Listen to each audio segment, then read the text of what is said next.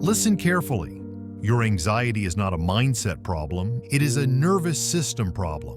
You cannot think your way out of a body that feels unsafe. No affirmation, no logic, no motivation will override a system stuck in fight or flight. Your body learned danger before language, and it does not listen to words. It listens to sensation. In this audiobook, you will learn how to speak directly to your nervous system, how to shut down anxiety at the source, how to return your body to safety on command. If this work matters to you, subscribe now, because everything that follows is built step by step, and missing one piece keeps the system stuck. Stay with me until the end. By the final chapter, you will have a simple daily reset you can use for the rest of your life. Not to manage anxiety, but to outgrow it. You are not broken. Your system is overactivated, and now we reset it. Chapter 1. Anxiety is not in your head. It lives in your body. Listen carefully. This is where most people get it wrong. Anxiety is not a thought problem. It is not a mindset flaw. It is not a lack of intelligence, logic, or willpower. Anxiety is a physiological state. It lives in your body. And until you understand that, you will keep fighting the wrong battle. That's the key. You feel anxious because your body is braced for impact. Say it again. You feel anxious because your body is braced for impact. Not because something is wrong, not because danger is present, but because your nervous system is acting like danger is imminent. Your body is preparing for a threat that is not happening. You have a choice. You can keep arguing with your thoughts, or you can learn how to calm the system that creates them. Most people try to think their way out of anxiety. They analyze, they reframe, they reassure, they repeat affirmations, and when it doesn't work, they blame themselves. But here is the truth. You cannot reason with a nervous system that thinks it is under attack. Your nervous system does not speak language. It speaks sensation, heart rate, breath, muscle tension, posture, movement. That's the level where anxiety is created. That's the level where it must be resolved. You don't need more insight. You need more safety. Let me show you what this looks like in real life. Think of two people. The first is in a high-pressure situation. Deadlines, noise, uncertainty, real consequences. And yet, they are calm, focused, present. The second is in a safe environment. Nothing is wrong, nothing is happening, and yet they are anxious, restless, overthinking, on edge. Here's the question: who is smarter? Neither. That's the key. The difference is not intelligence. It is not discipline. It is not emotional strength. The difference is in regulation. The first person has a nervous system that can stay regulated under pressure. The second has a nervous system stuck in survival mode, even in safety. Anxiety does not respond to reassurance. It responds to signals of safety. You have a choice. You can keep asking, "Why do I feel this way?" Or you can start asking, "What is my body preparing for?" Because your body is always preparing for something. And right now it is preparing for impact. Your shoulders are tight, your jaw is clenched, your breath is shallow, your stomach is braced. These are not thoughts, these are actions. Your body is acting out a story of danger even when your mind knows better.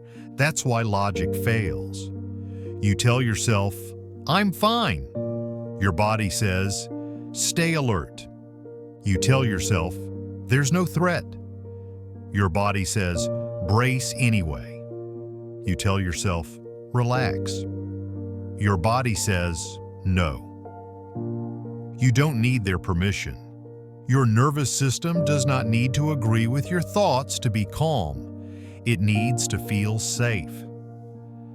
That's the distinction that changes everything. Let's get clear about something uncomfortable. Your anxiety is not random, it is learned. Your body learned at some point that the world was unpredictable. That pressure meant danger. That uncertainty required vigilance. Maybe it was stress. It could be a conflict. Maybe it was emotional chaos. Maybe it was a time when you had to stay alert to survive. Your body adapted. It learned to brace. It learned to stay on guard. And here is the part no one tells you. Your body does not automatically unlearn survival patterns just because the threat is gone. That's the key. The event may have ended. The signal did not.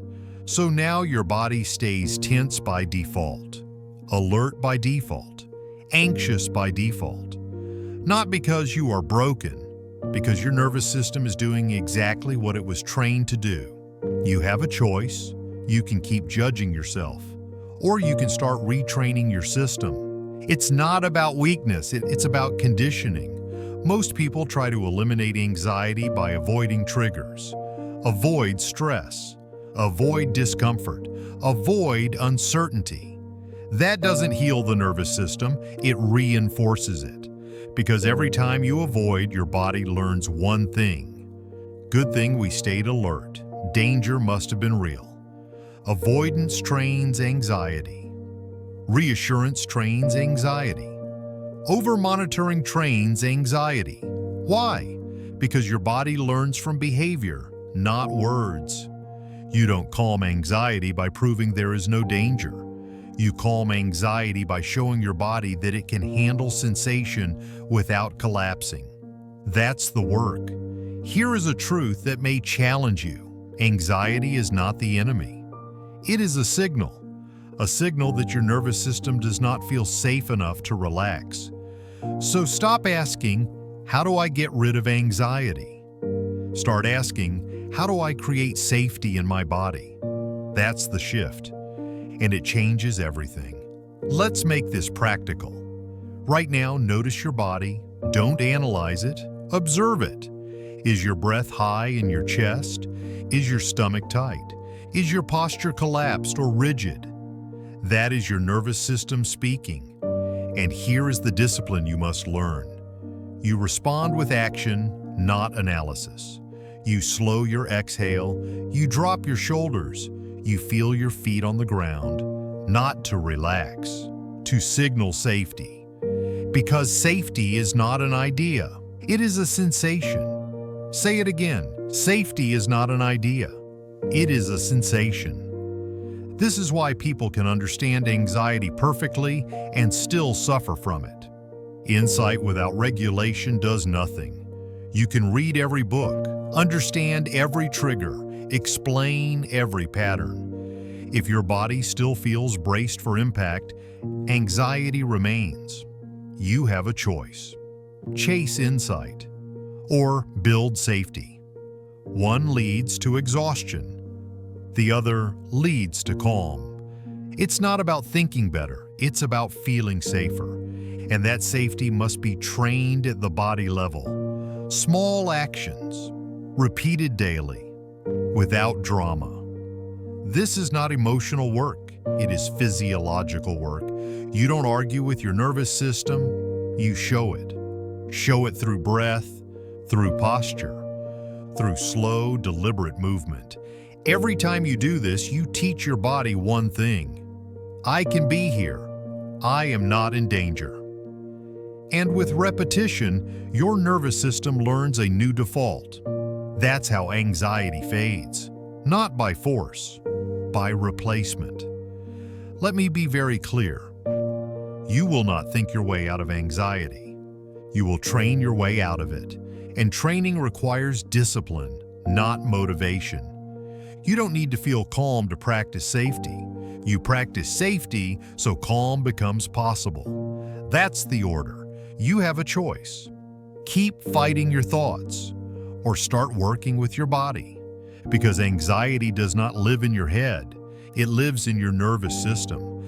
And the moment you stop treating it like a mindset problem, you stop failing. This chapter gives you the foundation. Anxiety is not a flaw, it is a state. And states can be changed. but not with force, with the right signals. You now understand the truth. Your body is braced for impact. And it doesn't need motivation, it needs safety. You've stopped chasing insight. You're ready to start restoring safety. Now we go deeper, because the next mistake people make is trying to relax. And that mistake keeps them anxious. You mastered the truth. Anxiety lives in the body. Now let's talk about the trap of relaxation and what actually calms the nervous system. Chapter 2. Stop trying to relax. Start signaling safety. Listen carefully. This is where almost everyone sabotages themselves. They feel anxious, so they try to relax. They tell themselves to calm down. They force deep breaths. They lie still. They try to let go. And when it doesn't work, they panic even more. That's the trap. Relaxation is not the solution to anxiety. In many cases, it makes anxiety worse. That's the key. Your nervous system does not calm down because you tell it to relax. It calms down when it detects safety. And those are not the same thing. You have a choice. You can keep forcing relaxation and fighting your body. Or you can learn how to signal safety in a way your nervous system actually understands. Let's clear this up. Relaxation is a top-down command. Safety is a bottom-up signal. Relaxation says, nothing is wrong. Safety says, I am protected. Your nervous system does not care what you believe. It cares what you demonstrate. That's why telling yourself to relax often backfires. Because when your system is in survival mode, stillness feels dangerous. Think about it. If your body believes a threat is present, what does stillness mean? It means vulnerability. So when you lie still and try to relax while your nervous system is activated, your body resists. Your heart races, your thoughts speed up, your anxiety spikes. And then you think, why can't I relax like everyone else? Because your system is not broken. It's doing its job. That's the key. An anxious nervous system is not calmable through force. It must be reassured through sensation. Safety must be felt, not commanded. Let me give you a real-world example. You've seen people who are anxious when things are quiet. They can't sit still. They feel worse at night. Worse when lying down. Worse when nothing is happening, but they feel better when they're walking, moving, doing something physical. Why? Because movement signals capability. Movement signals control. Movement signals survival. Stillness without safety feels like exposure. So stop asking, why can't I relax? Start asking, what safety signal is missing? That question changes everything. Here is a hard truth. Relaxation is the result of regulation, not the cause. Say it again. Relaxation is the result of regulation, not the cause. If you try to skip regulation and jump straight to relaxation, your nervous system pushes back. That's why meditation feels unbearable for some people. That's why breathing exercises sometimes increase panic. That's why just calm down never works. It's not about weakness. It's about sequence. You don't need to relax first. You need to feel safe first, and safety is communicated through very specific channels. Your breath, your posture, your muscle tone, your orientation to the environment, your sense of control. These are the inputs your nervous system listens to, not words, not logic, not motivation. You have a choice. You can keep forcing calm, or you can start building safety. Let's talk about the biggest mistake people make with breathing. They hear, take a deep breath. So they inhale more, they pull air into the chest, they force expansion, and their anxiety increases. Why? Deep inhalation activates the sympathetic nervous system, the gas pedal. Exhalation is the brake. That's the key. If you want to calm your nervous system, do not focus on breathing in. You focus on breathing out. Longer exhale, slower exhale. Controlled exhale, not dramatic, not forced, just longer than the inhale. This tells your nervous system one thing: we are not running, we are not fighting. Safety is in the exhale. Another mistake is posture. An anxious body collapses or braces. Shoulders up, chest tight, head forward. This posture tells your nervous system, I am under threat, even if nothing is happening. So what do? You don't force yourself to relax. You adjust your posture, feet on the ground, spine upright but not rigid. Shoulders dropped, jaw unclenched, not to look confident, to signal stability. Posture is not cosmetic, it is communication.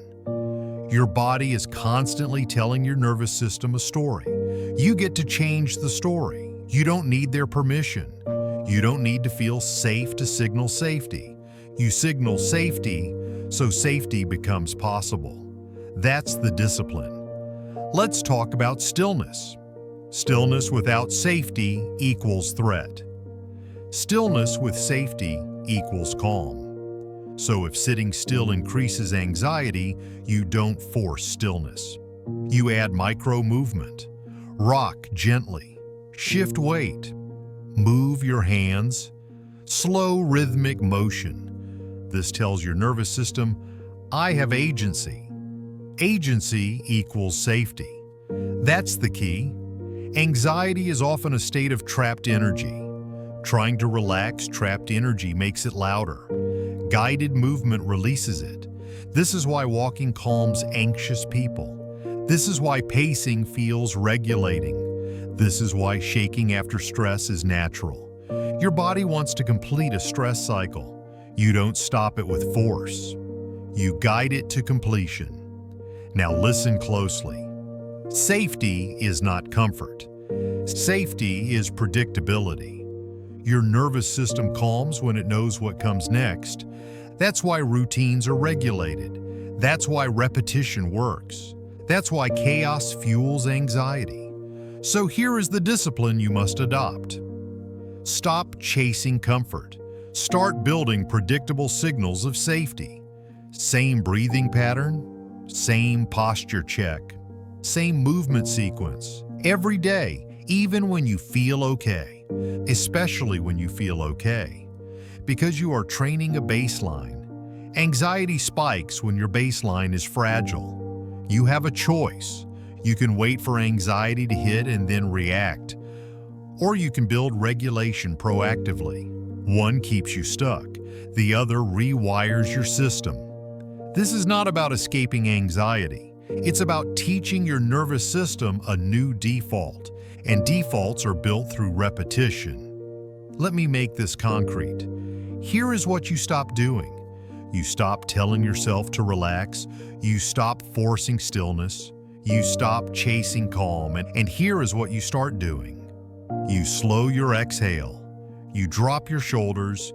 You feel your feet. You orient your eyes to your environment. You add gentle movement when needed.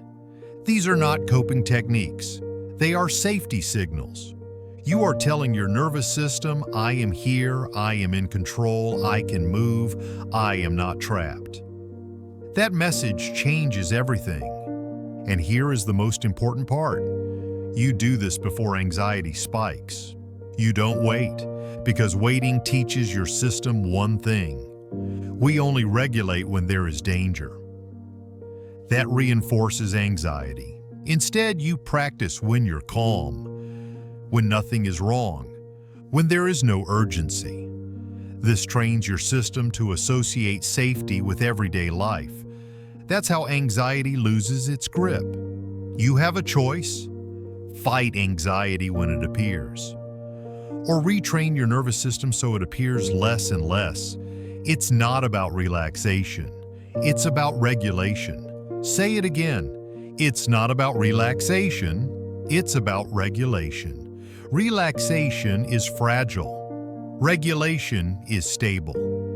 Relaxation disappears under pressure. Regulation holds. You are not here to feel calm all the time. You are here to recover quickly. And recovery starts with safety.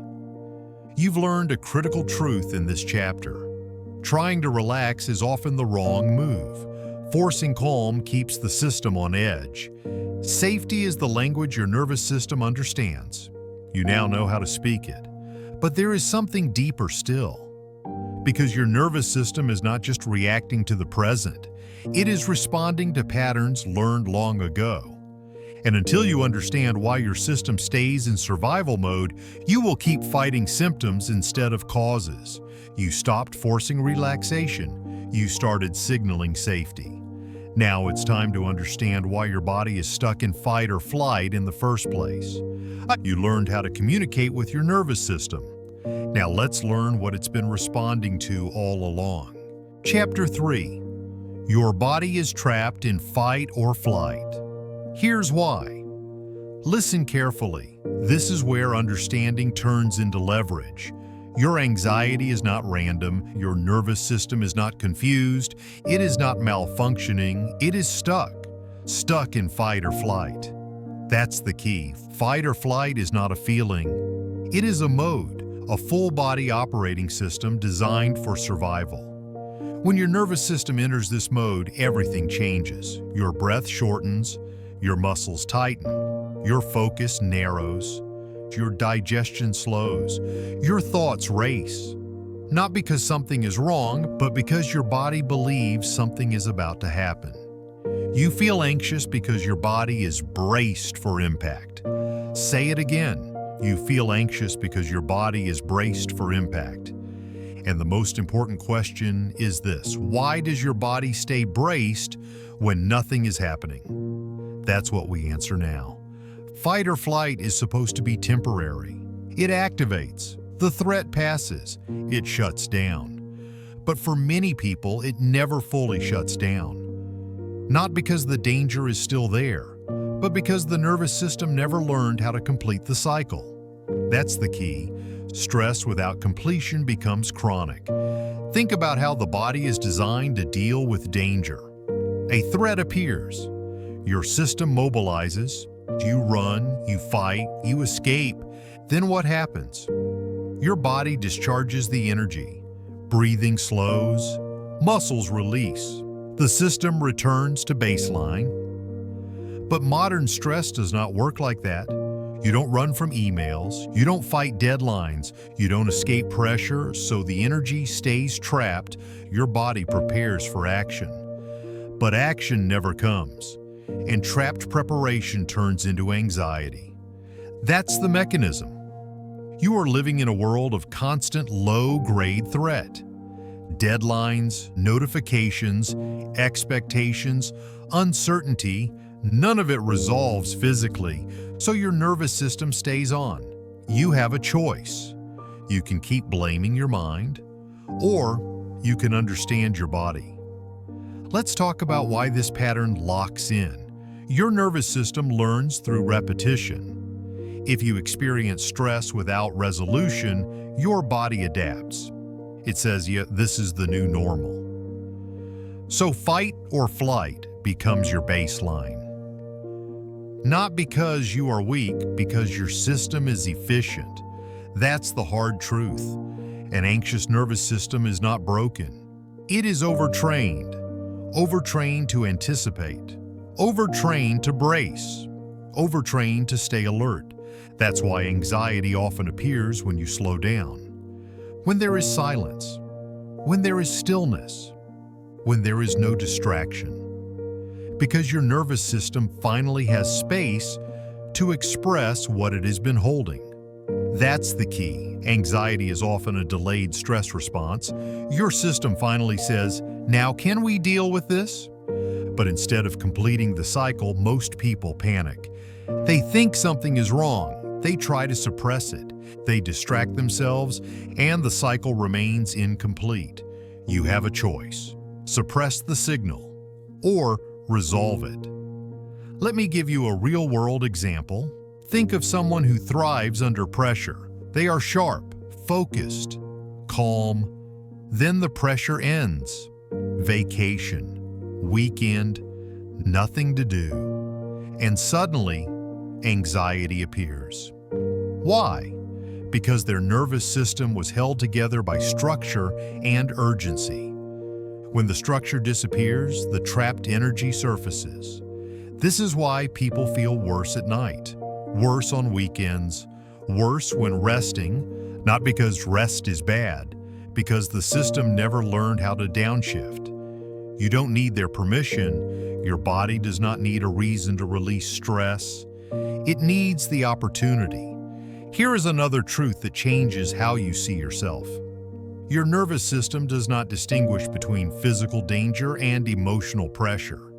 Rejection, criticism, uncertainty, loss of control, these activate the same survival circuits as physical threat. So if you grew up in an environment where you had to stay alert emotionally, your body learned to brace. If you learned that mistakes were dangerous, that conflict was unpredictable, that pressure never stopped, your nervous system adapted, and now it reacts to modern life as if danger is constant. That's not pathology, that's conditioning. Say it again. This is not pathology. This is conditioning, and conditioning can be changed, but not with thinking. You don't talk your way out of fight or flight, you exit it physically. That's the discipline. Now let's talk about the 3 reasons fight or flight can become chronic. Reason 1, no physical discharge. Stress builds. There is no movement, no shaking, no release. So the body stays loaded. Reason 2, constant anticipation. You are always waiting for the next thing, the next email, the next demand, the next problem. Anticipation keeps the system activated. Your body is always preparing. Reason 3, loss of safety cues.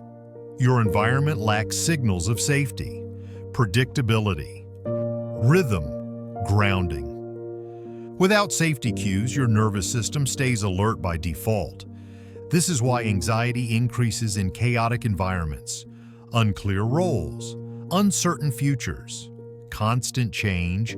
Your system never gets the message, "We're okay now." So it stays on. You have a choice. Live in permanent readiness, or train your body to stand down. Here is the most important shift you must make. You stop asking, "How do I stop anxiety?" You start asking, "How do I help my nervous system cope with stress?" Completion is everything. Stress that completes resolves itself.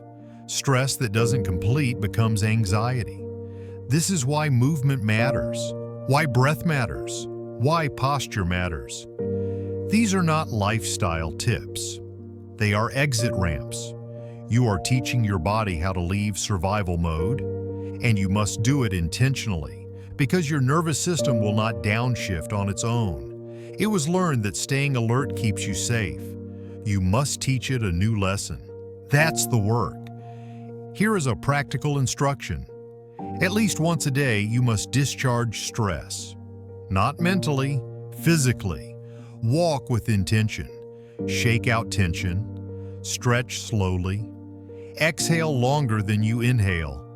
You are not exercising. You are completing. You are telling your nervous system, the action is done. This is how animals reset after danger. This is how humans forgot how to reset. And anxiety is the price. You don't need to relive trauma. You don't need to analyze your past. You need to give your body what it was denied. Completion. That's the key. Now listen carefully. Fight or flight is not the enemy. It is a tool. But a tool stuck in the on position becomes destructive. Your job is not to eliminate survival responses. It is to restore flexibility. On when needed, off when not. That is a regulation. Anxiety is rigidity. Regulation is flexible. Say it again. Anxiety is rigidity. Regulation is flexible. And flexibility is trained. You have a choice. Keep living in survival mode, or train your nervous system to return to a state of safety. Your body is not trapped because it wants to be.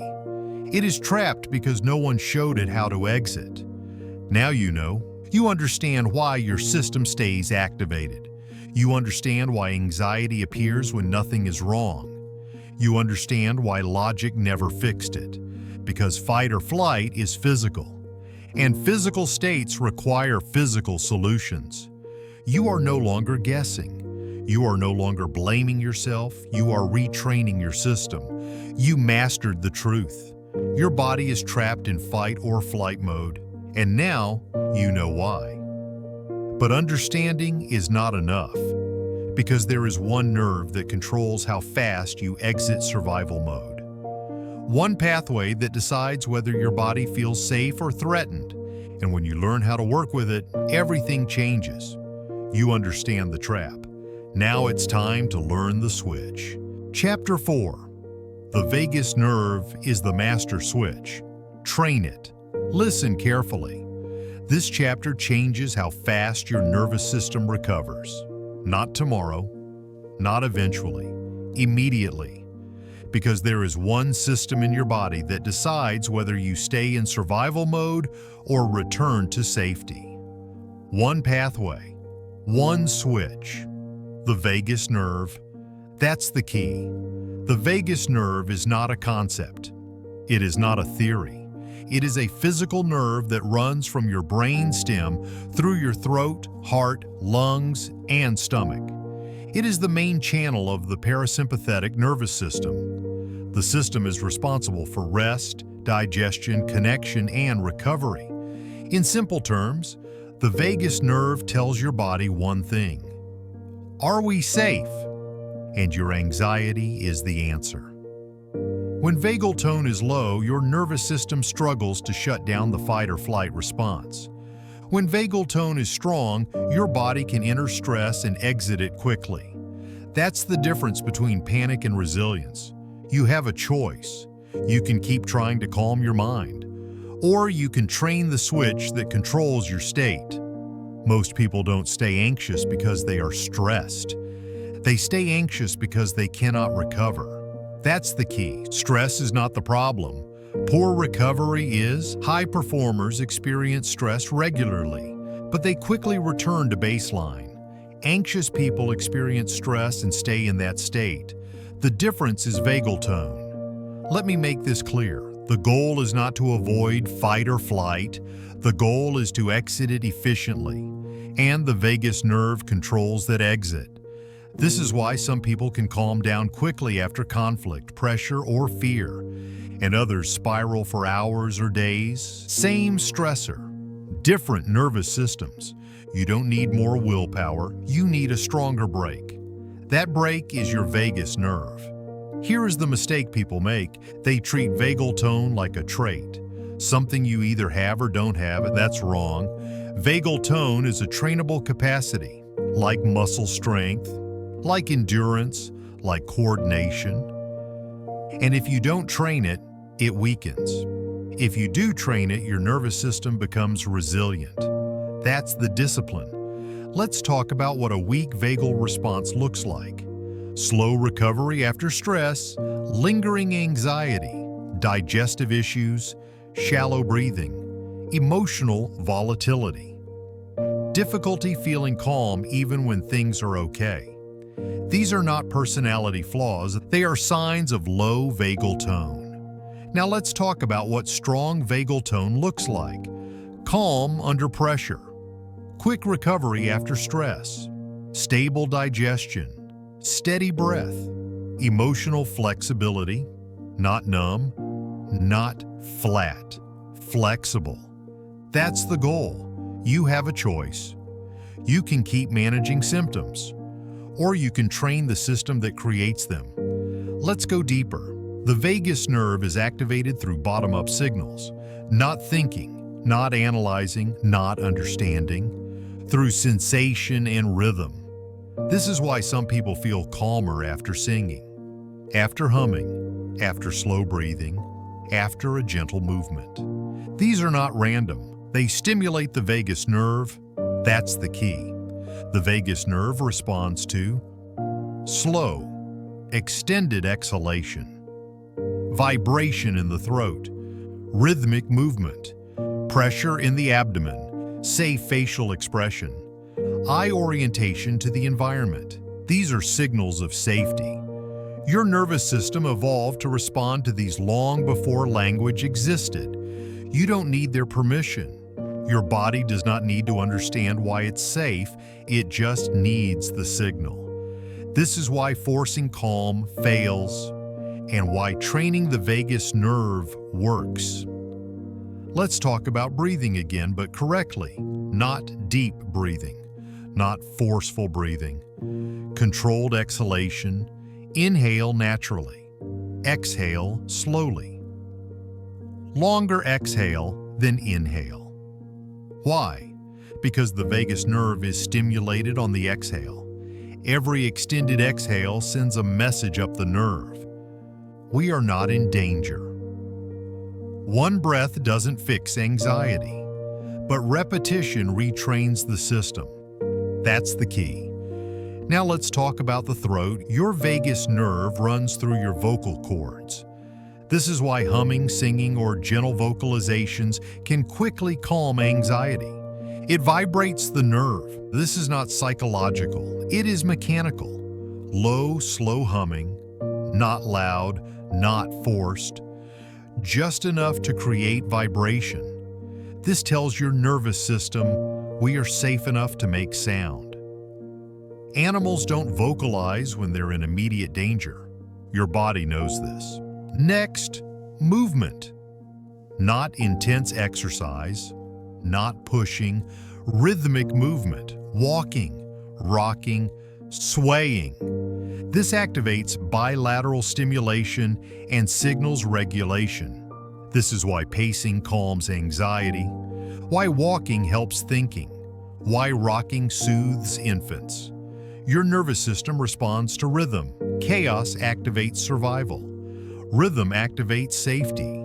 Say it again. Chaos activates survival. Rhythm activates safety. Now, posture.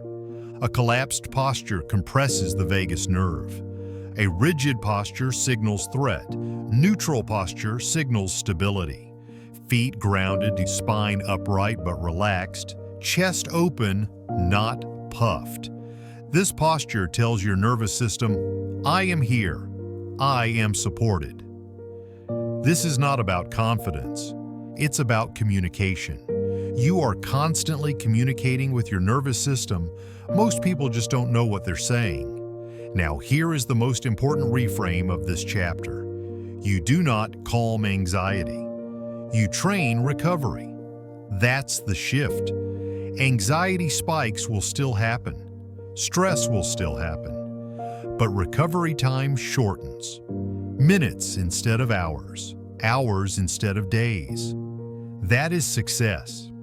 And vagal tone determines recovery speed. Let me give you a simple, non-negotiable rule. If you want a calm nervous system, you must practice regulation when you are already calm. Not only when anxiety hits, because the nervous system learns from repetition, not emergencies. You have a choice. You can wait for panic and react, or you can train daily and prevent escalation. Training builds a baseline. Baseline determines resilience. This is where most people fail. They only regulate when they feel bad. That teaches the nervous system one thing. Safety only exists when there is danger. That keeps anxiety alive. Instead, you practice safety in neutral moments. Morning, afternoon, evening, short, simple, consistent. This builds vagal tone. And strong vagal tone changes your life. Because when your vagus nerve is trained, stress does not stick, it passes. Now let's make this practical. Here is your daily vagal training sequence. You do not negotiate with it. You do not skip it. You do not overthink it. You execute. Step 1. Slow exhale, breathing for 2 minutes. Inhale naturally. Exhale slowly.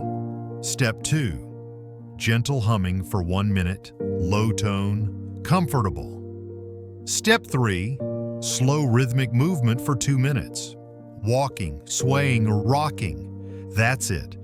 Not dramatic, not spiritual, not emotional, physiological. You do this every day, even when you feel fine, especially when you feel fine, because you are training the switch. You are teaching your nervous system how to return to safety. You have a choice. Keep living at the mercy of stress, or build a system that recovers quickly. It's not about eliminating anxiety. It's about shortening its lifespan. Anxiety loses power when it cannot linger, and the vagus nerve controls lingering. You now understand something most people never learn. Your nervous system has a master switch, and it is trainable. You are no longer helpless. You are no longer guessing. You are conditioning safety. But another survival response keeps many people stuck, even after fight or flight subsides. A response that feels like numbness, stuckness, shutdown. And if you don't understand it, you will mistake healing for failure. You trained the break. Now let's talk about the freeze. Chapter 5, the freeze response, is why you feel stuck and numb. Listen carefully. This chapter explains the confusion that keeps people trapped. You did the work. You slowed your breath. You signaled safety. You trained the vagus nerve. And yet, sometimes you don't feel calm. You feel nothing. Flat, heavy, disconnected, stuck. And you think, I'm doing something wrong. You're not. That's the key. What you are experiencing is not failure. It is another survival response. Freeze. Freeze is not relaxation. Freeze is not peace. Freeze is not a regulation. Freeze is an immobilized survival. Say it again. Freeze is an immobilized survival. When fight or flight feels impossible, the nervous system chooses a third option: shut down.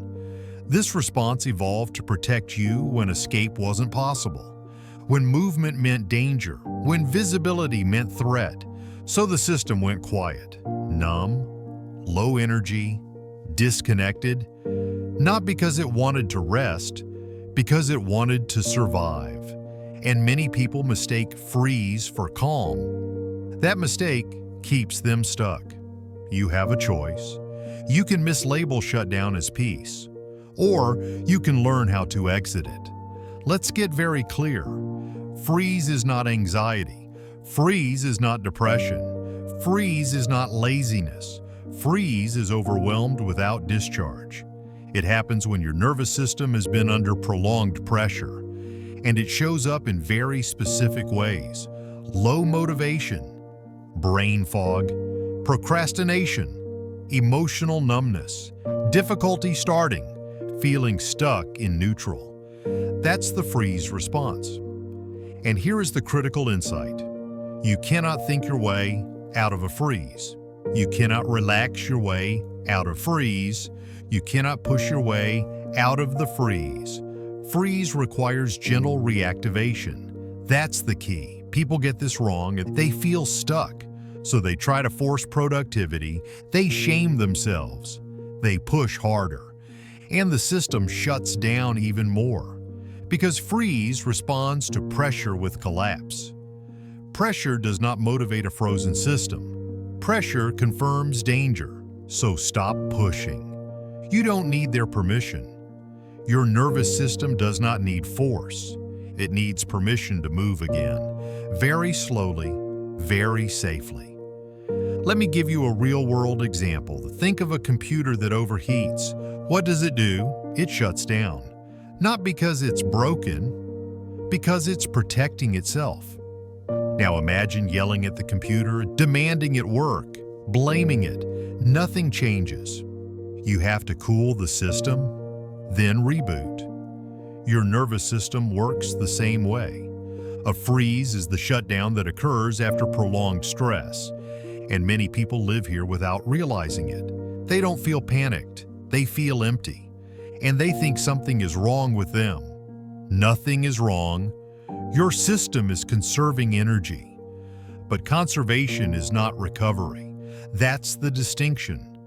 Freeze is energy trapped inward. Recovery is energy restored outward. And the transition between the two must be gradual. You have a choice. Force yourself and reinforce the shutdown, or guide your system back online. Let's talk about what not to do. Do not force intense exercise. Do not force stillness. Do not force productivity. Do not force positivity. Force equals threat to a frozen system. Now let's talk about what works. Micro-activation. Small. Predictable. Non-threatening movement. Why? Because a freeze is the absence of movement, so you restore movement gently. This tells your nervous system, we can move and still be safe. That's the message it needs. Here is the mistake people make. They wait to feel motivated before acting. That never happens in a freeze. Motivation is an activation signal. You don't wait for it. You create it through movement. That's the key. Action precedes motivation. Not the other way around, but the action must be small enough that your system doesn't resist. This is not about discipline, it's about calibration. Now let's identify freeze in real life. If you say any of these things, listen carefully. I know what to do, I just can't start. I feel tired but not relaxed. I don't feel anxious. I feel blank. I'm avoiding things, but I don't know why. That's freeze. And freezing is not solved by rest alone. Rest without activation deepens shutdown. You rest. You lie still. You scroll. You're numb. And nothing changes. Because the system never re-engages. You have a choice. Disconnect from sensation and stay stuck, or gently re-enter movement. Now here is the most important reframe of this chapter. Freeze is a protective state. Treat it with respect. Shaming it makes it stronger. Fighting it makes it deeper. Guiding it dissolves it. Say it again. Guiding dissolves. Force reinforces. So what does guiding look like? It looks boring. It looks slow. It looks unimpressive. And it works. Let me give you the freeze exit protocol. You do not modify this. You do not optimize it. You do it. Step 1, name the state. I am not lazy. I am not broken. This is freeze. Naming reduces threat. Step 2, introduce minimal movement, not exercise. Movement. Stand up. Shift your weight. Stretch your arms. Rotate your neck slowly. 30 seconds. That's it. Step 3. Orient to the environment. Look around. Name 5 objects. Notice the light. Notice the color. This tells your nervous system, I am here now. Step 4. Complete one tiny action, not a task list. One action. Send one email. Wash one dish. Write one sentence. Completion creates momentum. Momentum breaks freeze. That's the sequence. Small movement, orientation, completion. You repeat this multiple times a day, not to be productive. To teach your system that movement is safe again. That's the training. Now let's talk about the most common fear people have. If I don't push myself, I'll never do anything. That fear comes from misunderstanding. Freeze does not need pushing, it needs permission. Once permission is established, capacity returns. Think of a frozen limb. You don't hit it, you warm it. Freeze responds to warmth. Warmth in movement. Warmth in tone. Warmth in pacing. This is not softness. This is precision. You have a choice. Keep judging yourself for being stuck, or learn how to exit the state that creates stuckness. It's not about willpower, it's about nervous system sequencing. You must respect the order. Fight or flight mobilizes, freeze immobilizes. Regulation restores flexibility. And flexibility is the goal. Say it again. Flexibility is the goal, not constant calm, not endless productivity. Flexibility, the ability to mobilize, the ability to rest, the ability to move between states. That is a healthy nervous system. Now listen closely. As you train your vagus nerve, as you signal safety, as you exit chronic fight or flight, freeze may appear more often at first. This is normal. It means your system is releasing layers. Do not panic, do not regress, do not self-diagnose. Guide the process. Because freeze is not the end. It is a transition state. You are coming out of hyperarousal, and your system needs time to recalibrate. That's the key. Healing is not linear, it is layered. You peel survival responses one by one. First fight or flight, then freeze, then the regulation. If you understand this, you stop sabotaging your progress. You stop thinking that something went wrong. Nothing went wrong. Your system is reorganizing. You are teaching it a new truth. Movement is safe. Stillness is safe. Activation is safe. Rest is safe. That is a regulation. You have learned something critical in this chapter. Feeling stuck is not a character flaw. It is a survival state, and survival states can be exited. Not with force, with precision. You don't need their permission. You don't need motivation. You need sequencing. You now understand freeze. And understanding freeze changes how you treat yourself. But there is one more piece, because survival states are not just stored in patterns.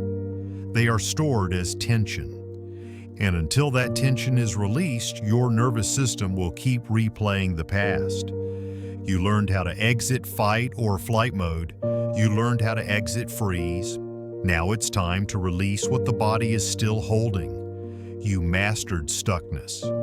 Now let's release the stored charge.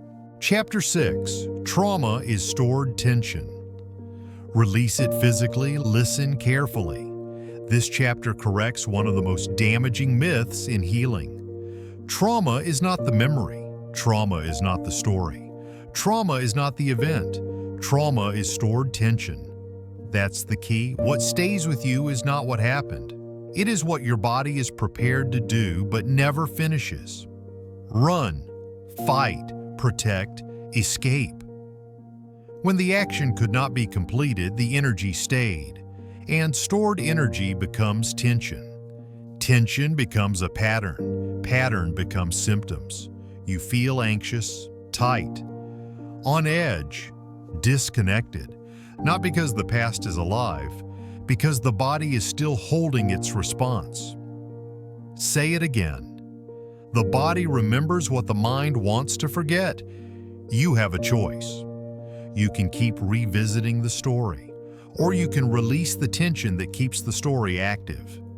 Most people try to heal trauma by talking about it. They explain it, they analyze it, and they revisit it, and sometimes that helps. But often, it doesn't. Because insight does not discharge energy. That's the key. You can understand trauma perfectly and still feel trapped by it, because trauma is not resolved by understanding. It is resolved by completion. Completion is physical. Your nervous system does not care how much you understand. It cares whether the body finished what it started. That's the discipline, and let me make this concrete. Think about a moment when you wanted to run, but couldn't. When you wanted to speak, but froze. When you wanted to protect yourself, but stayed still. Your body mobilized, muscles activated, breath shortened, and then the moment passed. But the energy didn't. It stayed in the jaw, the shoulders, the chest. The hips, that's stored tension, and stored tension keeps the nervous system vigilant. You feel anxious because your body is still guarding against a past threat. That's the truth. You have a choice. You can keep calming the surface, or you can release what's underneath. Now listen carefully. Releasing stored tension does not mean reliving trauma. You do not need to remember details. You do not need to feel overwhelmed. You do not need to push into pain. In fact, pushing reactivates survival. Release happens through safe discharge. That's the key. Safe discharge means the body completes stress without re-entering danger. Small, controlled, grounded. Not dramatic, not explosive. Let's talk about where trauma hides. Trauma is often stored in predictable places. The jaw, the neck, the shoulders, the diaphragm, the hips. These are areas involved in protection and movement. Clenching, holding, bracing, and most people don't notice this tension because it has become normal. You've been holding for so long that holding feels like rest.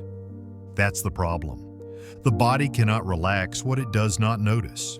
So the first discipline is awareness without judgment, not analysis, observation. You scan the body and ask one question. Where am I holding? That's it. No story, no meaning, just sensation. You have a choice. Rush the process and get overwhelmed, or move slowly and build trust. Trust is what releases trauma. Force locks it in. Say it again. Force locks it in. Safety releases it. Now let's talk about how release actually works. Release happens when the body experiences movement without threat.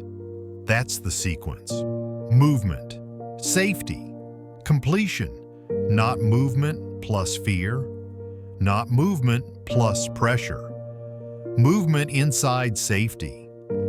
This is why shaking works. Animals shake after danger. They discharge energy. Humans suppress shaking because it looks strange. So the energy stays, and anxiety is the cost. Shaking is not emotional. It is neurological. Small tremors in the muscles tell the nervous system the event is over. But shaking must be allowed, not forced. You don't induce a panic response. You allow a gentle release. This is why micro-movements matter. Tiny shaking in the legs, gentle trembling in the arms, soft jaw release. These are signs of discharge. And when discharge happens, the nervous system downshifts. You feel warmth, sighing, yawning, a deeper breath. These are signs of completion. That's the key. Now let's correct another misunderstanding. Trauma release is not emotional catharsis. Crying is not the goal. Intensity is not the goal. Regulation is the goal. You don't need to feel more. You need to feel safer while feeling. That's the distinction. Here is what not to do. Do not push into painful memories. Do not force intense breathing. Do not chase release. Chasing activates the threat. Instead, you create conditions that allow release to occur naturally. Slow pace, grounded posture, predictable movement. Your body releases when it trusts the environment. You don't need their permission. Your nervous system does not need bravery. It needs safety. Now let's make this practical. Here is the physical release sequence. You do this gently. You do this slowly. You do this daily. Step 1. Ground. Feet on the floor. Pressure. Through the heels. Notice support. This tells the nervous system, I am held. Step 2. Scan. Notice tension without fixing it. Jaw, shoulders, belly, name it quietly. Tension here. That's it. Step 3. Micro movement. Small circles. gentle stretching, slow rocking, you move into sensation, not through it. You stop before discomfort spikes. This teaches safety. Step 4, allow discharge. If shaking appears, let it. If sighing appears, allow it. If warmth appears, stay present. Do not analyze. Just allow. Step 5. Pause. Stillness after movement. Let the nervous system integrate. That's the sequence. Ground, scan, move, release, integrate, you repeat. Over time, tension dissolves. Not because you forced it, because the body finished what it started. That's healing. Now let me say something important. Trauma release is layered. You don't empty everything at once. The body releases in doses it can handle. If you rush, you re-traumatize. If you respect the pace, the system opens. You have a choice: impatience and setback, or patience and progress. Most people sabotage healing because they want it over, but your nervous system does not respond to urgency. Urgency is a threat. Healing responds to consistency. That's the discipline. Now let's address the fear many people have. If I release tension, will I fall apart? No. Release happens in regulated amounts. When you work at the body level with safety, the nervous system controls the dosage. You are not opening a floodgate. You are opening a valve. Small, controlled. That's why physical work is safer than mental reliving. Your body is intelligent. Trust it. Here is the repetition anchor for this chapter. Trauma is stored tension. Release is physical. Say it again. Trauma is stored tension. Release is physical. You stop chasing insight. You stop reliving the past. You start freeing the body. And when the body releases, the mind follows. Thoughts slow. Breath deepens. Presence returns. Not because you tried to calm down, because the nervous system completed a cycle. That's the key. You have learned something critical. Anxiety is not just activation, it is unresolved activation. And unresolved activation lives in the body. You now know how to release it safely. But there is still one problem. Many people do this work sporadically. They release tension once, feel better, then stop. And the old patterns return. Why? Because regulation must be trained daily, not visited occasionally. You've learned how to release stored tension. Now it's time to integrate everything into a simple, repeatable system. A system that takes minutes, not hours. A system you can do every day. You mastered release. Now let's build the routine that makes it permanent. Chapter 7. The 15-minute daily somatic reset protocol. Listen carefully. This is where everything comes together. Knowledge without execution changes nothing. Insight without repetition fades. Regulation without routine collapses under pressure. That's the key. You do not heal a nervous system with inspiration. You retrain it with consistency. And consistency only works when the system is simple. 15 minutes. Every day, no negotiation. You have a choice. Keep doing somatic work only when anxiety hits, or build a baseline so anxiety has nowhere to land. This chapter gives you the baseline, not a philosophy, a protocol, a daily reset that teaches your nervous system one message over and over again. I am safe in my body. That message, repeated daily, rewires everything. Let's get something clear before we begin. This is not self-care. This is not relaxation time. This is not optional. This is training. And training happens whether you feel like it or not. You don't need their permission. You don't need motivation. You need discipline. Because nervous systems change through repetition, not intensity. That's the key. Now listen closely. This protocol is designed in a specific order. If you change the order, you weaken the effect. If you skip steps, you slow progress. If you do it halfway, you confuse the system. So don't improvise. Execute. The entire protocol takes 15 minutes, 5 phases. Each has a clear purpose. Let's begin. Phase 1, grounding, 3 minutes. Before you regulate, you must orient.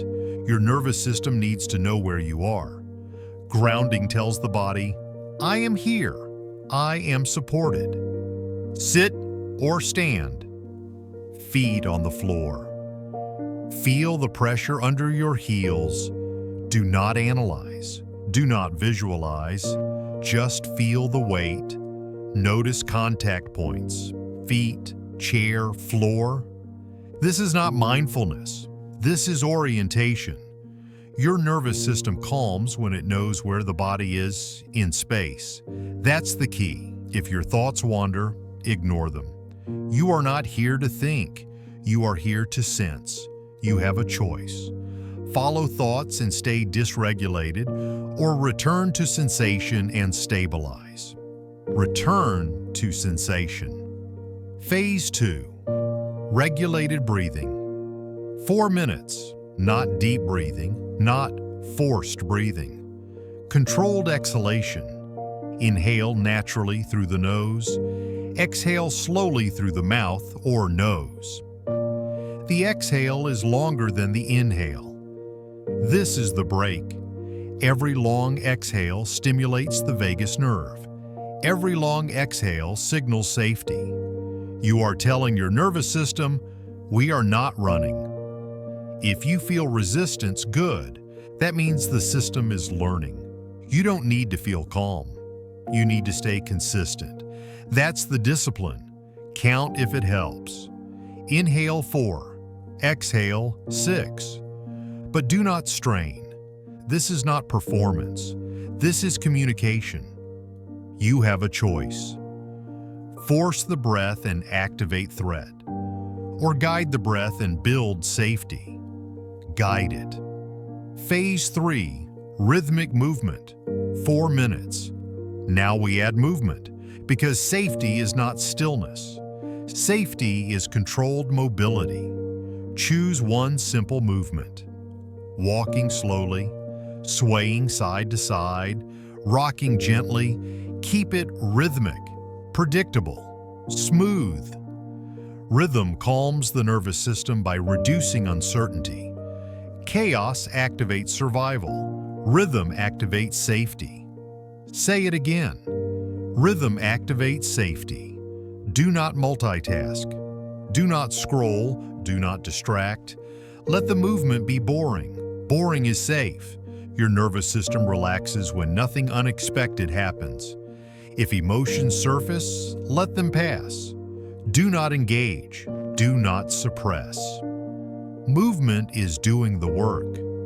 Phase 4, tension release, 3 minutes. Now we address what the body is holding. Scan for tension. Jaw, shoulders, chest, belly, hips. Where do you feel holding? You do not force release. You invite it. Small movements, gentle stretches, micro shaking. If trembling appears, allow it. If sighing appears, allow it. These are signs of completion. Do not chase sensation. Do not dramatize. Stay neutral. Your nervous system releases when it feels safe enough to let go. That's the key. If nothing happens, that's fine. You are building trust. Trust precedes release. Phase 5. Integration stillness, 1 minute. Now you stop. Stillness after movement tells the nervous system the cycle is complete. Sit or stand quietly. Notice any change. Breath, temperature, muscle tone. Do not evaluate. Just notice. This integration phase locks in the reset.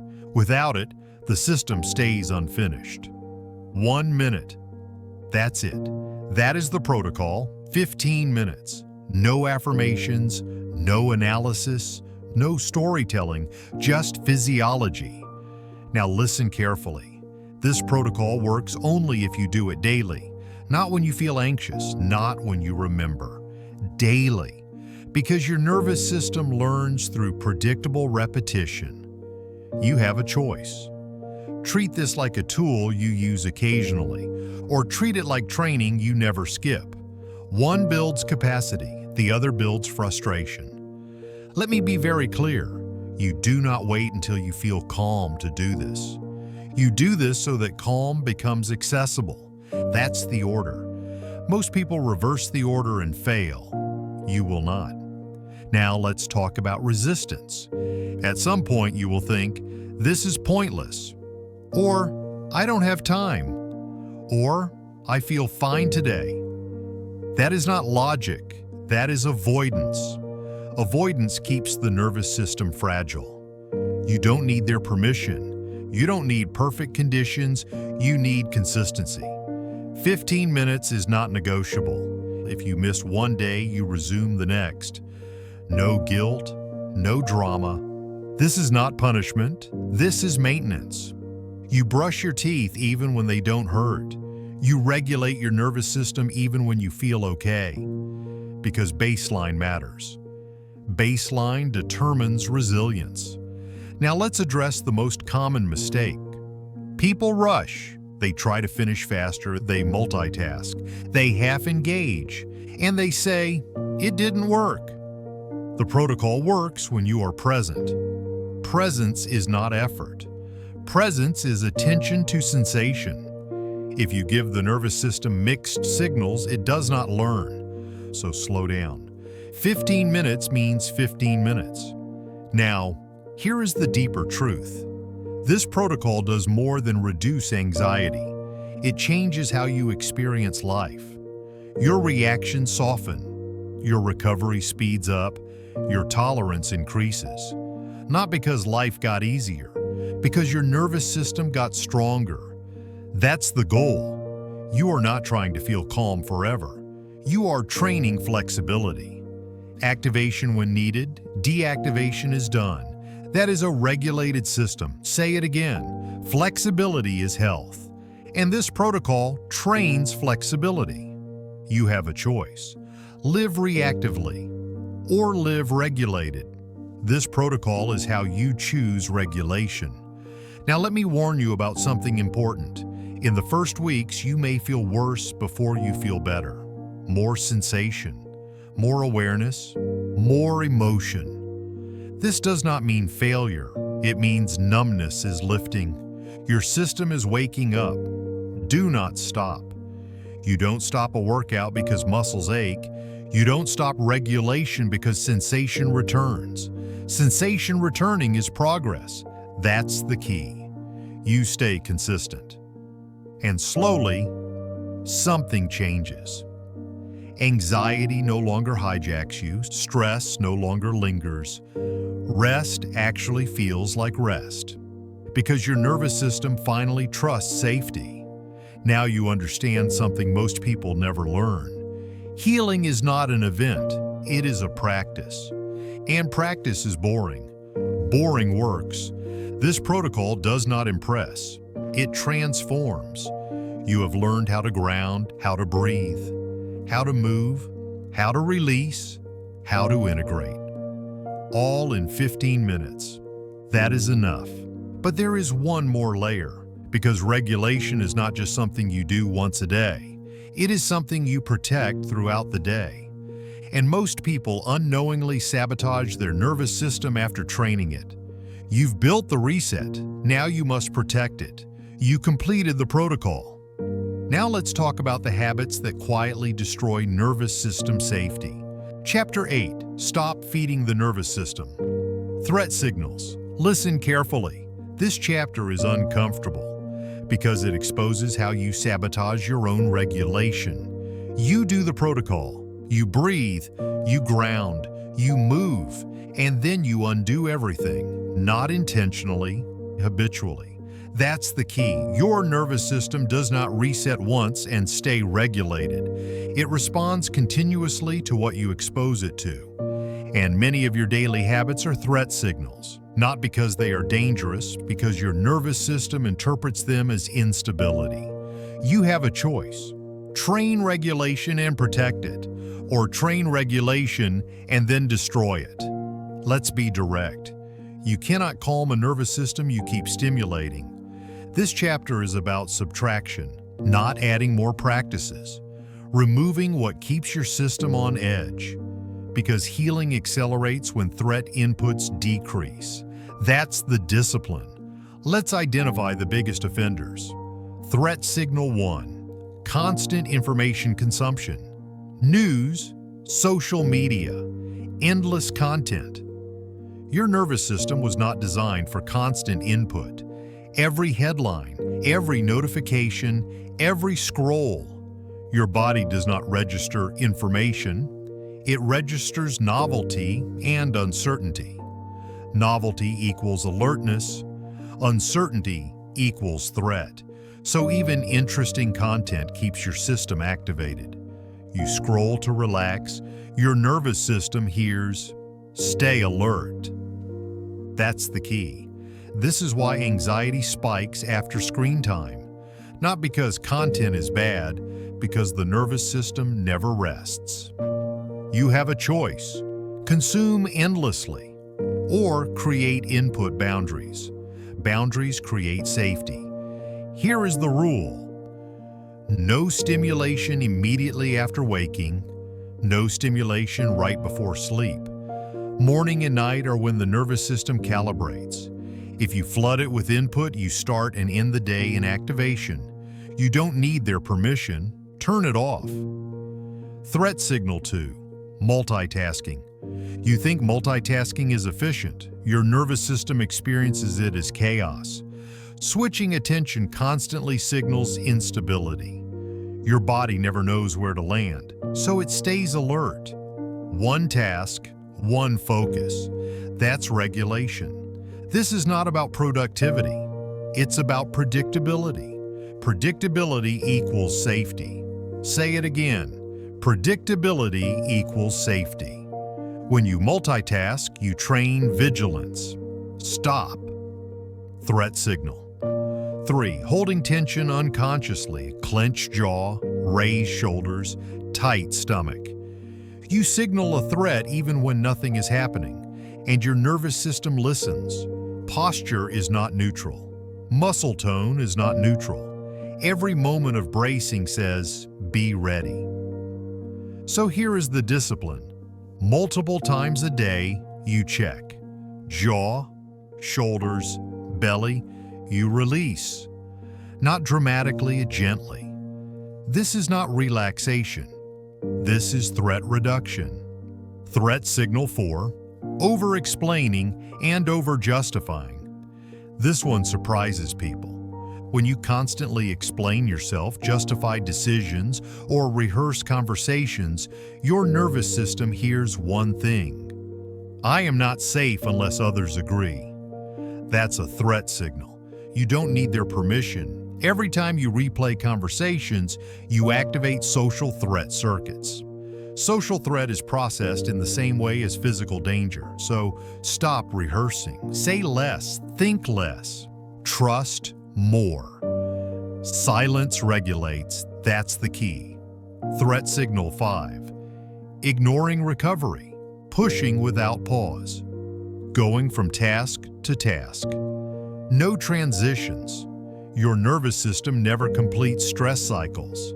So activation accumulates, then anxiety appears out of nowhere. It didn't come out of nowhere. It accumulated. So you must insert micro-recovery between tasks, between conversations, between demands. 10 seconds of breath, a stretch, a pause. Completion matters. Now let's talk about something deeper. Your nervous system is not just responding to what you do. It responds to how you relate to yourself. Self-criticism is a threat. Harsh inner dialogue activates survival. If you speak to yourself like a problem, your nervous system believes you are one. That's the key. You don't motivate a nervous system with criticism, you destabilize it. You have a choice: criticize yourself and stay activated, or neutralize inner threat. Neutral does not mean positive. Neutral means non-threatening. I'm noticing tension. Not, what's wrong with me? Language matters, tone matters.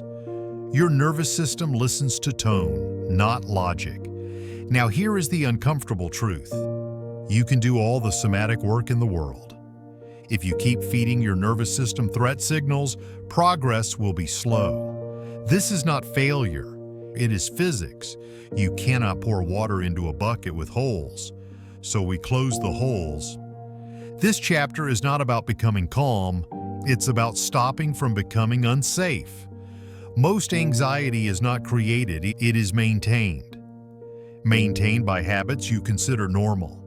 You have a choice: normalize activation or normalize regulation. Normalization trains baseline. Baseline determines your life. Now let's make this practical. Here is the threat reduction checklist. You do not obsess over it, you notice and adjust. 1. Reduce stimulation windows, no scrolling the first and last hour of the day. 2. Single task whenever possible. Finish one thing before starting another. The 3. Posture checks. Release jaw, drop shoulders, soften belly. 4. Reduce mental rehearsal. Speak less internally. Trust action over explanation. 5. Insert pauses. 10 seconds between tasks. That's it. Small changes, big nervous system impact. You don't need to overhaul your life. You need to remove what keeps your system on edge. That's the discipline. Now listen carefully. This is not about control. This is about environmental design. You design environments that support safety because your nervous system adapts to environments faster than it adapts to insight. Change the environment. The system follows. That's the key. You've learned how to reset your nervous system. You've learned how to protect that reset. But there is one final piece. Because regulation is not just internal, it is deeply social. Your nervous system is wired for connection, and the wrong connections keep you activated no matter how much work you do. You removed internal threat signals. Now let's talk about external ones. Chapter 9. Your nervous system regulates through connection, not isolation. Listen carefully. This chapter corrects a dangerous misunderstanding. You do the work, you regulate, you feel calmer. And then you withdraw, you isolate, you go quiet, you disappear. You call it peace. It's not. That's the key. Isolation is not regulation. Isolation is a freeze-adjacent survival strategy. Your nervous system did not evolve to calm itself on its own. It evolved to calm through a safe connection. You have a choice. Use isolation to avoid a threat, or use a connection to build safety. Avoidance feels quiet. Safety feels grounded. They are not the same. Let's be precise. Your nervous system is social by design. From the moment you were born, your sense of safety depended on faces, voices, tone, and rhythm. Before words, before logic, connection regulated you, and it still does. This is why a calm person can calm a room. An anxious person can activate one. Nervous systems talk to each other. That's the key. So when you isolate to feel safe, something subtle happens. You remove the threat, but you also remove co-regulation. And without co-regulation, your nervous system must do all the work alone. That's exhausting. You don't need their permission. You don't need to be alone to be safe. You need the right kind of connection. Let's talk about the mistakes people make. They think connection means talking about everything, explaining emotions, processing endlessly. That can overwhelm the nervous system. That's not what we mean. Regulating connection is not emotional dumping. It is presence without threat. Sometimes that means conversation. Sometimes silence. Sometimes shared activity. The nervous system does not need intimacy. It needs safety cues, safe facial expressions, predictable tone, non-judgmental presence. Rhythm. This is why sitting next to a calm person can lower anxiety without a word. That's the mechanism. Now let's talk about why isolation feels tempting. When you've been dysregulated for a long time, people feel unpredictable. Conversations feel risky. Reactions feel threatening. Misunderstandings feel dangerous. So you retreat. Your nervous system says, safer alone. And sometimes, temporarily, that's true. But long-term isolation teaches the nervous system one lesson. People are a threat. That belief keeps the system vigilant forever. You have a choice.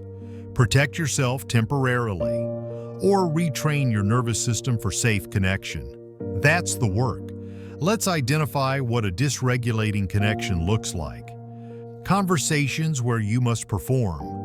Relationships where you must explain yourself constantly. Environments with criticism, unpredictability, or emotional volatility. Interactions where your boundaries are not respected.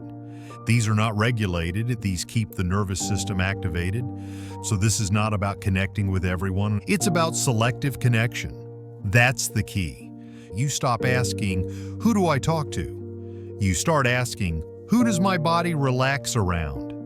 Your body knows. Notice it. Do your shoulders drop around them, and does your breath slow? Do you feel less vigilant?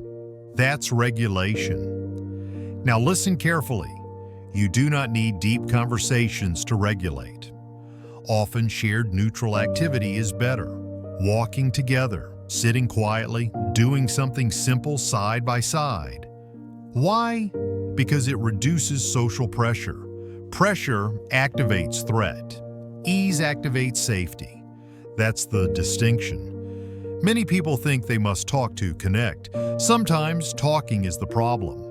Silence with safety regulates faster than words with tension. Say it again. Silence with safety regulates faster than words with tension. Now let's address something uncomfortable.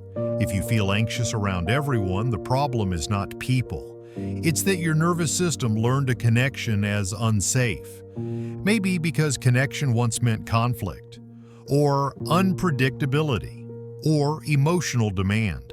Your system adapted, and now it protects you, not because it's broken, because it's loyal. You don't fight that. You retrain it. You start with a low-stakes connection. Short interactions, clear boundaries, predictable environments.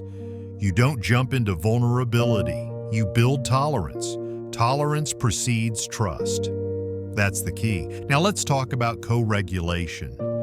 Co-regulation is when one regulated nervous system helps another stabilize. Children rely on it. Adults still need it. You calm down faster around regulated people, not because they fix you, because their nervous system provides a reference point.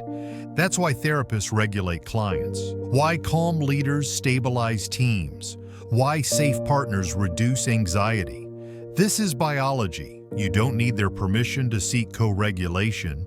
You need to stop pretending you don't need it. Independence is not isolation.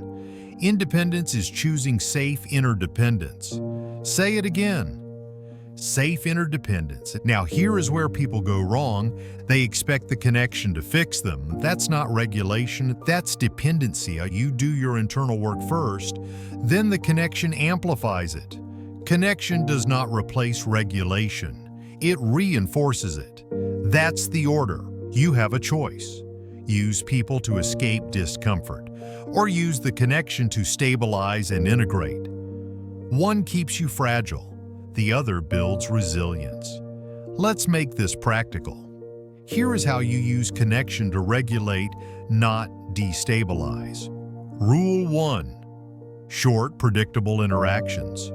Long, intense interactions overwhelm a sensitive system. Start small. Rule 2. Choose environments with low emotional demand. No pressure to perform. No pressure to explain. Neutral is good. Rule 3. Regulate before and after the connection. You don't enter activated, you don't leave activated. This teaches the nervous system that a connection has a beginning and an end. Predictability equals safety. Rule 4. Name boundaries internally. You don't have to announce them. Just know when to leave, when to pause, when to stop. Boundaries are regulating. Now listen carefully. Online connection does not regulate the nervous system the same way. Text lacks tone. Screens lack presence. This does not mean digital communication is bad, it means it does not replace embodied co-regulation. If your life is mostly screens, your nervous system stays hungry. Hungry for real cues, faces, voices, movement, that's the biology. So you prioritize some in-person connection, even brief, even casual. That matters more than long online conversations. Now let's talk about self-regulation versus co-regulation. Self-regulation is the foundation. Co-regulation is the amplifier. If you skip self-regulation, co-regulation becomes dependency. If you skip co-regulation, self-regulation becomes brittle. You need both. That's the key. You have trained your nervous system internally. Now you allow it to experience safety with others. That rewires deeper layers because many survival patterns were learned in a relationship. And they heal in a relationship, not through drama, through consistency. Now let me address the fear some people have. What if connection triggers me? It might. At first. That doesn't mean stop. It means titrate. Smaller doses, more predictability, clear exits. You don't need to flood the system, you expose it gently. That's how tolerance builds. You have a choice. Avoid connection forever, or retrain your nervous system to experience it safely. Avoidance keeps anxiety alive. Retraining dissolves it. This chapter is not telling you to be social. It's telling you to be strategic. You choose a connection that calms, not excites. You choose people who regulate, not drain.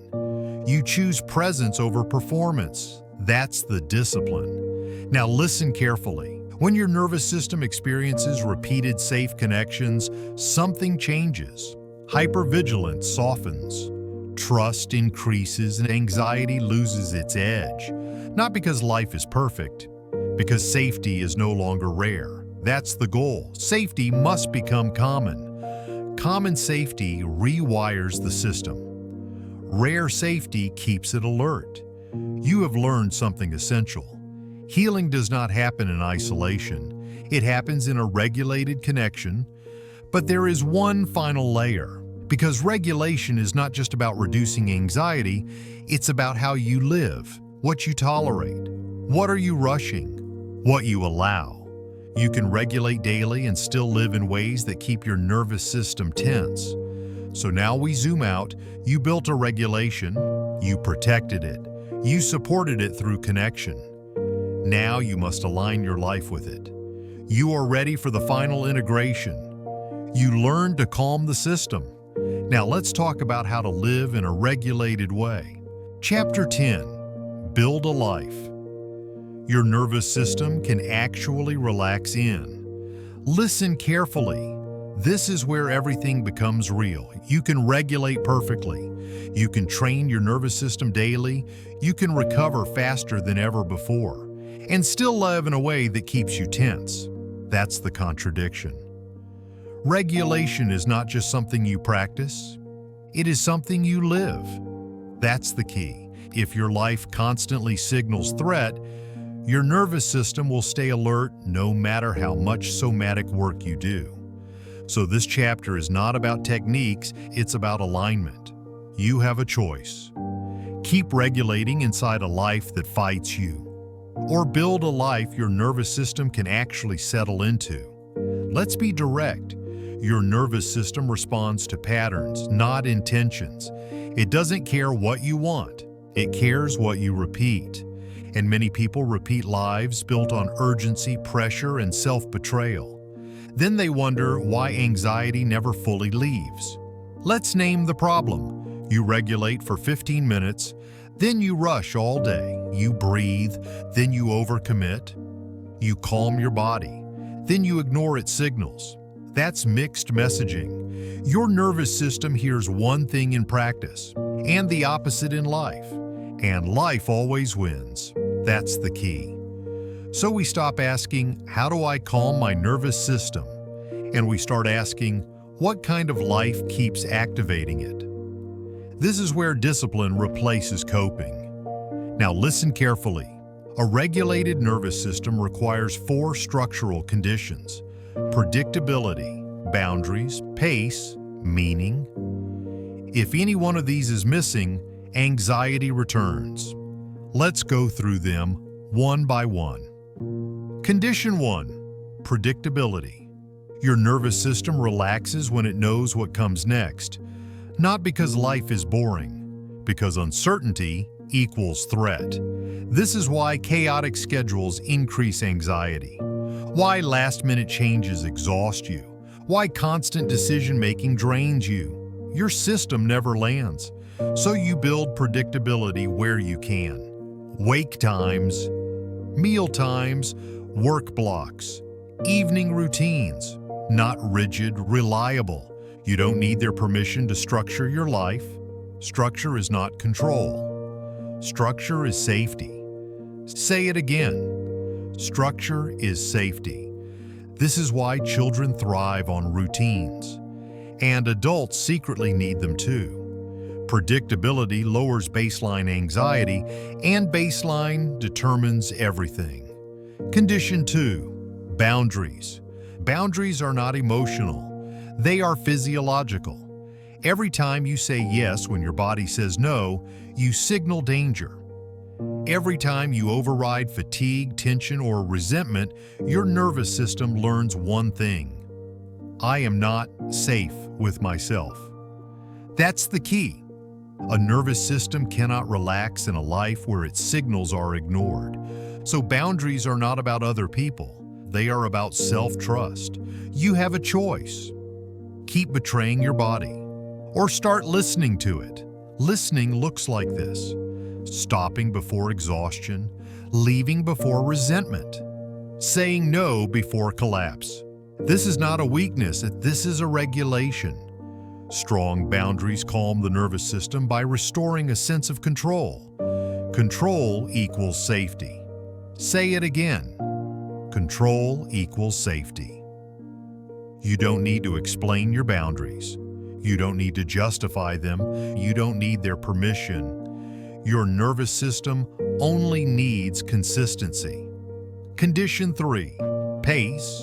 Most people live too fast for their nervous system, not because they are busy, because they never downshift.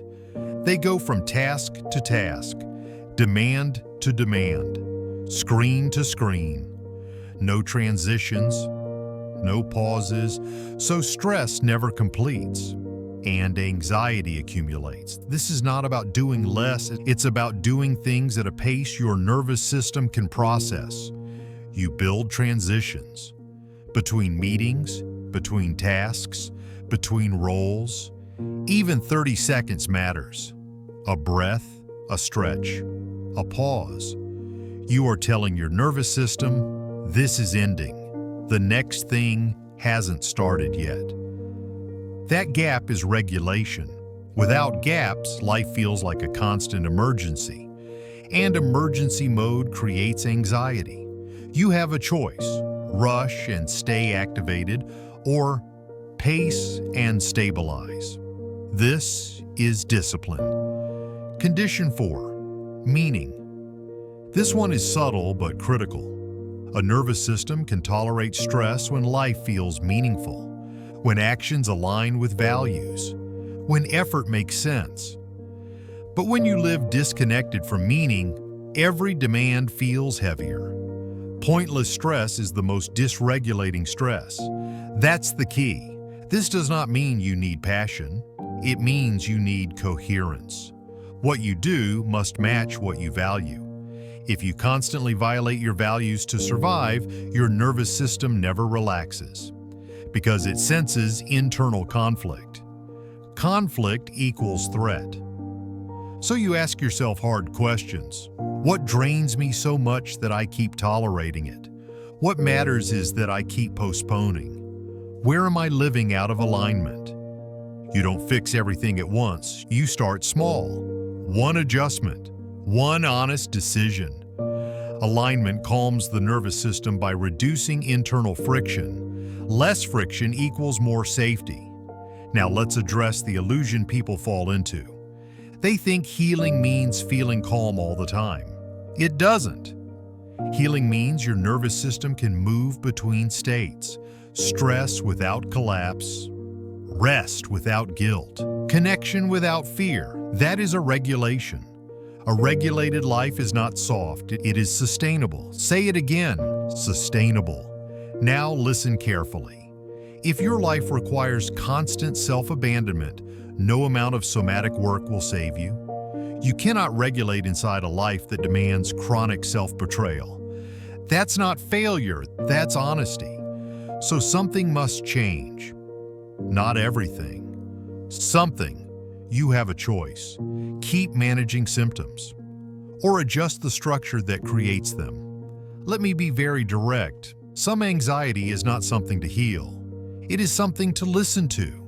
It is information. It tells you, this pace is wrong. This boundary is missing. This environment is unsafe. This life is not aligned. You don't silence that signal. You respond to it. That's maturity. That's regulation at the highest level. Now let's make this practical. Here is the regulated life audit. You don't judge, you observe. Ask yourself, where is my life unpredictable when it doesn't need to be? Where do I say yes out of fear instead of capacity? Where is my pace faster than my body can tolerate? Where am I living out of alignment with what matters to me? You choose one thing to adjust, not 5. 1. Because nervous systems change through focused consistency. That's the key. Now let's talk about maintenance. Once your nervous system begins to relax, you protect that state. You stop glorifying urgency. You stop rewarding burnout. You stop normalizing tension. You normalize regulation. This will feel strange. Calm can feel unfamiliar to a nervous system trained in survival. You may feel restless, bored, uneasy. Do not mistake this for failure. It is an adjustment. Your system is learning a new baseline. Stay with it. You have a choice. Return to chaos because it feels familiar, or stay calm until it feels normal. Normal is trained. That's the discipline. Now listen closely. A regulated nervous system changes how you relate to everything. Work becomes clearer. Decisions become simpler. Relationships become easier. Not because life changed, because your internal environment did. That's the power of this work. You are no longer reacting from survival. You are responding from stability. And stability is strength. Say it again. Stability is strength. This is not about becoming passive. It's about becoming unshakable. You don't panic under pressure. You don't collapse under demand. You don't numb out under stress. You adapt. That is a regulation. Now here is the final truth of this book. You cannot heal anxiety by fighting it. You heal anxiety by building safety. Safety in the body. Safety in habits. Safety in connection. Safety in structure. Safety in meaning. When safety becomes your default, anxiety loses its function. It fades, not dramatically, not instantly, quietly. You don't wake up one day cured. You wake up one day and realize anxiety no longer runs your life. That's the result. You have learned how to reset your nervous system, how to train recovery, how to release tension, how to protect the regulation, how to live in alignment. This is not a theory, it is a practice. And practices only work when you commit. You have a choice. Return to survival because it's familiar, or build a life where your nervous system can finally rest. You don't need their permission, you don't need perfection, you need consistency. This is your work now, and if you do it daily, patiently, without drama, something profound happens. Your body stops bracing for impact, and when that happens, anxiety has nothing left to hold on to. You are no longer fighting your nervous system. You are finally working with it. And that is how you feel safe again. In your body. You were never weak, you were overactivated. Your anxiety was not a failure of willpower. It was a nervous system that learned to survive too well for too long. And now you understand what most people never do. This was never about your thoughts. It was about your body. You learned that anxiety lives in physiology, not mindset. That your body stayed braced for impact long after the danger passed. That forcing relaxation kept you stuck, while signaling safety set you free.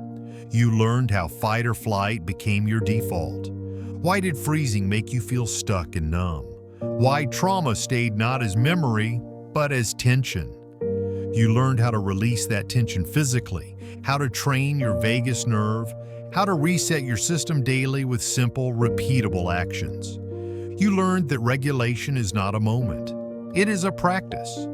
You learned how to stop feeding your nervous system threat signals, how to use the connection to stabilize rather than isolate, how to build a life your nervous system can finally relax inside. And through all of it, one truth stayed constant. Your nervous system does not need motivation. It needs safety. Every time you regulate your breath, your posture, your movement, you teach your body a new truth. The danger is over. You are here. You are safe. This work is not dramatic. It is repetitive. It is physical. And it works because it is honest. You do not overpower anxiety. You do not fight it. You do not escape it. You outgrow it. Here is your challenge. For the next 7 days, commit to the 15-minute somatic reset. No analysis, no judgment, no skipping, just repetition. Because repetition builds a baseline, and baseline determines your life. A calm body creates a clear mind. A regulated nervous system creates choice, and choice is power. And when you are ready to go deeper, when you want to apply this regulation not just to anxiety, but to chaos, uncertainty, pressure, and breakdown moments, the most natural next step is this: how to stay calm when everything is falling apart. Because regulation is not just about feeling better. It is about staying stable when life does not cooperate. That audiobook takes everything you've learned here and shows you how to hold it when things go wrong, when plans collapse, when pressure spikes, when control disappears. You don't just learn how to calm your body. You learn how to remain unshaken. You don't need to change who you are.